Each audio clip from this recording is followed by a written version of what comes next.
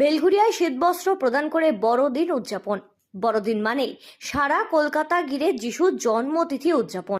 জীব সেবার মধ্য দিয়ে এই দিনটিকে উপলক্ষ করে নিজেদের আনন্দ ভাগ করে নিল বন্ধুমহল ক্লাব। বিগত কয়েক বছর ধরে বেলঘরিয়া অঞ্চল জুড়ে ধুমধাম আকারে সাংস্কৃতিক অনুষ্ঠানের আয়োজন করা হয় এই বড়দিনে সন্ধ্যা জুড়ে।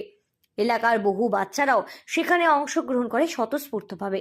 আর তার সাথে সাথে এদিন এলাকার প্রায় ৬০ জন আর্থিকভাবে পিছিয়ে পড়া পরিবারের হাতে শীতবস্ত্র প্রদান করা হয় বন্ধুমহল ক্লাবের পক্ষ থেকে।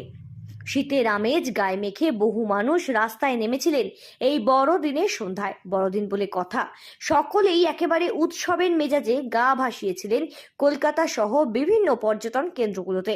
তবে এদিন বেলঘরিয়াবাসীরা ভিড় জমান বন্ধুমহল ক্লাব দ্বারা আয়োজিত এই সাংস্কৃতিক সন্ধ্যায়। কুমার রাজের তত্ত্বাবধানে বহু শিল্পীদের সমাগম ঘটে এই দিনের এই অনুষ্ঠানে। নাচে গানে ভরে ওঠে এই দিনের